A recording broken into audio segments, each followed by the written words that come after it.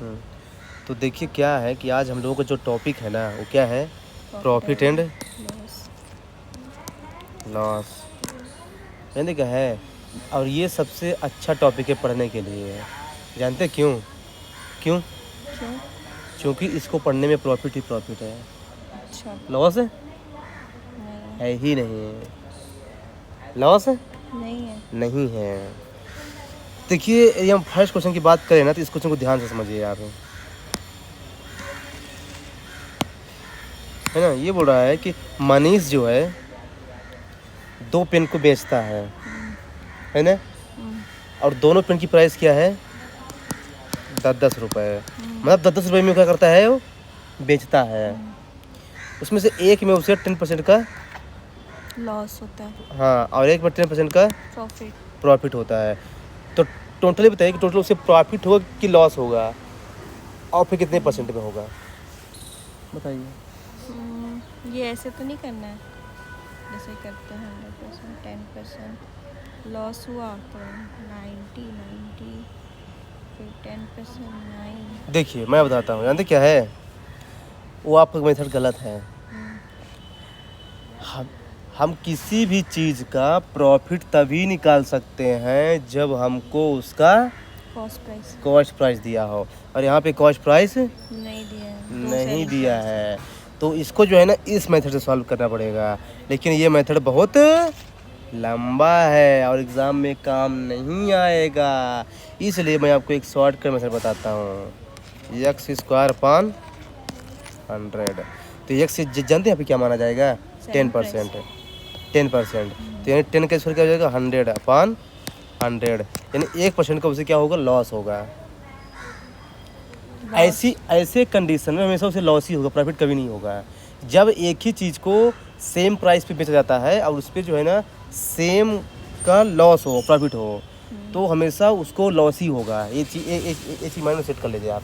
Okay, जैसे कि same चीज को एक ही प्राइस को सेम प्राइस में बेचा जाता है और सेम प्रॉफिट सेम लॉस हो, तो हमेशा उसे लॉस ही होगा। और उसका फॉर्मूला क्या है, एक्स स्क्वायर अपान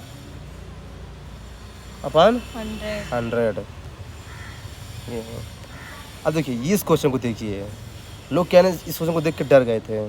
हिंदी में नहीं समझ। देखिए मैं समझाता हूँ। देखिए एक शॉपकीपर है ना, वो एक्स पर रेट से जो है ना, एक्स के रेट से ए बुक को बेचता है, और x+2 के रेट से a+2 बुक को बेचता है, और x-2 के रेट से a-2 को बेचता है। तो उसे टोटल जो है ना x+2 कितना उसका जो है ना एक बुक बेचता है। उसकी टोटल कितनी सेलिंग हुई है। अच्छा, मुझे फिर हाँ, मतलब देखो ए बुक को बेचता है एक्स के रेट से, a+2 बुक को बेचता है x+2 के रेट से, a-2 को बेचता है x-2 के रेट से।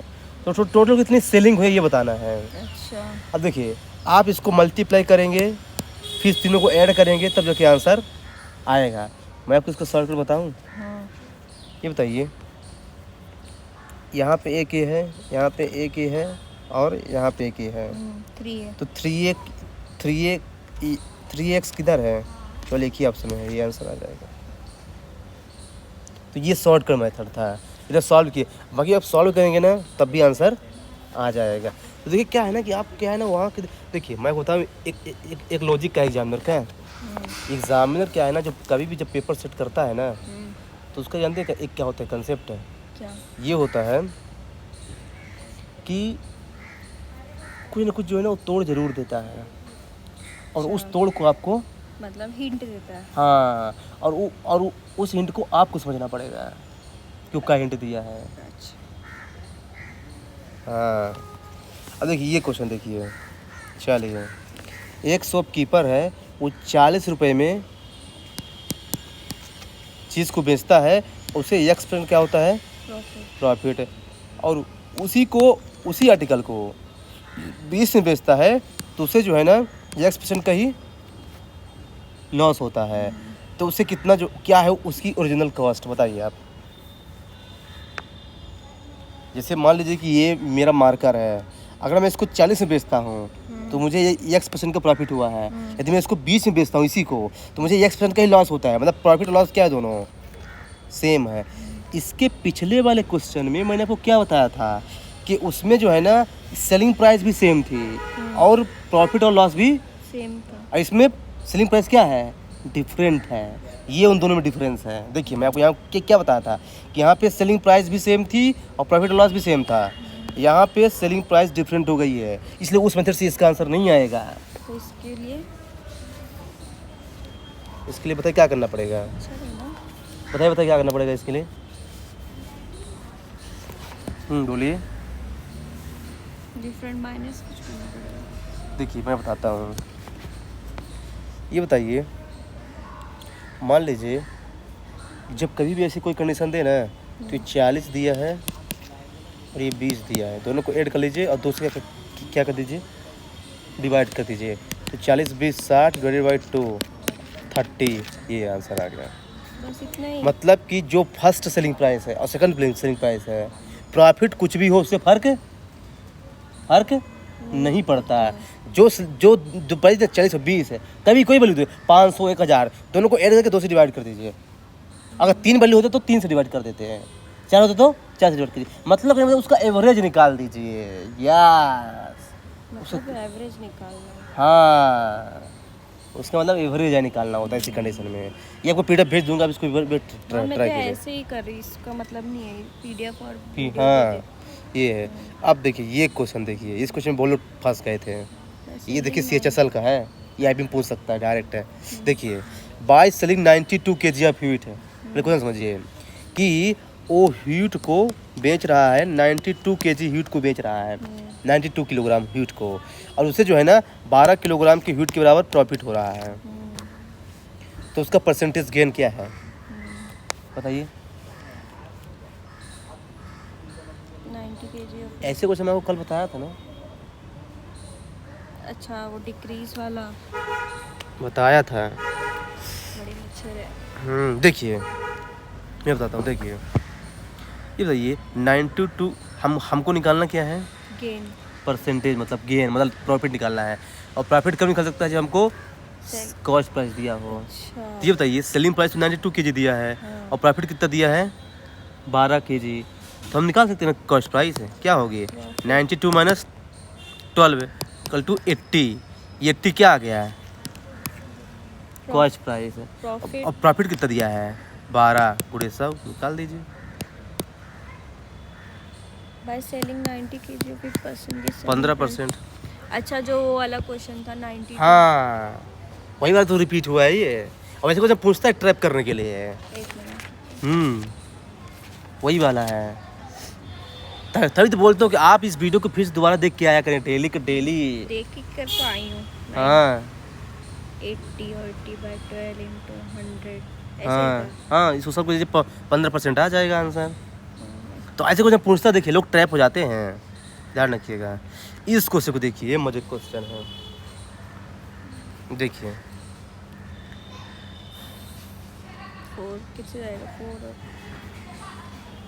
20। हाँ 15%। देखिए ये क्वेश्चन देखिए,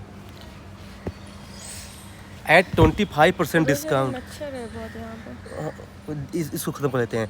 एट 25% डिस्काउंट प्रॉफिट वाज 25% है ना। मतलब कि किसी भी चीज़ पे यदि 25% का डिस्काउंट दिया जाता है तो प्रॉफिट कितने का होता है, 25% का। यदि उस पर 10% का डिस्काउंट दिया गया उसी आर्टिकल्स पे तो कितने % का प्रॉफिट होगा। 10%। नहीं, इतना आसान नहीं होता। अब देखिए ऐसे क्वेश्चन को सॉल्व करने का मैं आपको क्या बताता हूँ, तरीका। ये बताइए जब कोई भी वैल्यू ना दिया हो ना तब उसको क्या मान लीजिए, 100। मतलब जो चीज़ 100 की थी शुरू में है ना, क्या दिएगा 25% का डिस्काउंट, तो कितना बचा 75। फिर भी उससे 20% का प्रॉफिट हुआ है, यानी ये तो क्या थी, मार्केट प्राइस थे। मार्केट प्राइस में उसने क्या दिया, डिस्काउंट दिया है ना। ये है ना, तो ये उसकी क्या हो गई, सेलिंग प्राइस। देखिए मार्केट प्राइस से हमेशा डिस्काउंट मार्केट प्राइस से दिया जाता है, और जो डिस्काउंट के बाद जो प्राइस होती है ना उसको बोलते हैं सेलिंग प्राइस। अब बताइए चूँकि उसे क्या हो रहा है, प्रॉफिट, तो यानी इसकी कॉस्ट प्राइस कम होगी सेलिंग प्राइस से। तो ये बताइए अगर 25% का प्रॉफिट हो, इसका मतलब क्या है, वो चीज़ मान ली 60 की थी, 60 का 25% कितना होगा? 15। यानी यानी यानी उसकी कॉस्ट प्राइस क्या है? 60 है। तभी तो 25। आ गया? ये बताइए, 75 रुपये उसकी सेलिंग प्राइस है और प्रॉफिट कितना मिला है? 25%। तो प्रॉफिट किस पे मिलता है? कॉस्ट प्राइस पे। तो मैंने इसे अज्यूम किया कि 60 का 25% जो है ना 15 होता है, यानी 60-25, अरे 60-15 75। तो यानी उसकी कॉस्ट प्राइस 60 थी, मार्केट प्राइस उसने 100 डाला हुआ था और बेचा किसमें है? 75 में। ये चीज़ क्लियर हुआ क्या? नहीं समझा। देखिए, डिस्काउंट हमेशा मार्केट प्राइस में दिया जाता है, ठीक है। तो मैंने उसका 100 मान लिया है। अब वो क्या बोला है? 25% का डिस्काउंट दिया है। तो डिस्काउंट के बाद जो बचती है ना प्राइस, उसको बोलते हैं क्या? Selling price. मतलब जिस रेट पे बेचा उसने। अब बताइए उसे क्या हुआ है? प्रॉफिट। यानी कि उसकी कॉस्ट प्राइस और कम होगी सेलिंग प्राइस से, तब ना प्रॉफिट होगा। तो अब कितने का प्रॉफिट हुआ है? 25%। तो मतलब कि हमको एक वैल्यू अज्यूम करना पड़ेगा कि किसका 25% जो है ना इस 75 हो जाएगा। तो मैंने 60 माना अपने से, तो 60 का 25% निकाला, कितना है? 15। तो 60 में अगर 15 जोड़े कितना आ जाएगा? 75। यानी हमको तीनों चीज़ मिल गई। अब मार्केट प्राइस मैंने अज्यूम किया था, उसी से हमको सेलिंग प्राइस मिल गई, उसी से हमको कॉस्ट प्राइस मिल गई।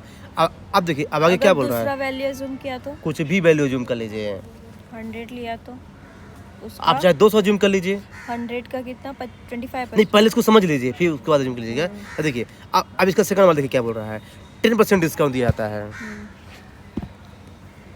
तो यानी 100 में अब 10%, पहले कितना दिया था? 25%। तो अब कितना बचेगा? ये 90 क्या है इसकी? ये सेलिंग प्राइस। और कॉस्ट प्राइस कितनी है? 60। तो उसे प्रॉफिट कितना होगा? 10%। 6। प्रॉफिट कितना होगा उसे? यही तो निकालना है। तो कितना प्रॉफिट है? 60 और 90 30 है। किस पे? कॉस्ट प्राइस पे। तो कॉस्ट प्राइस कितनी है? 60। 6 5 30 50, ये आंसर आ गया। देख लीजिए, हमेशा डिस्काउंट मार्केट प्राइस पे दिया जाता है और प्रॉफिट हमेशा कॉस्ट प्राइस पे। ये माइंड में सेट कर लीजिए।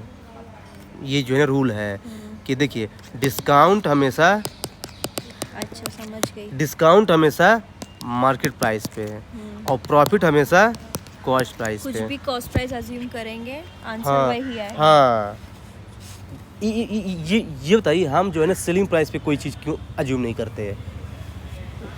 बताइए।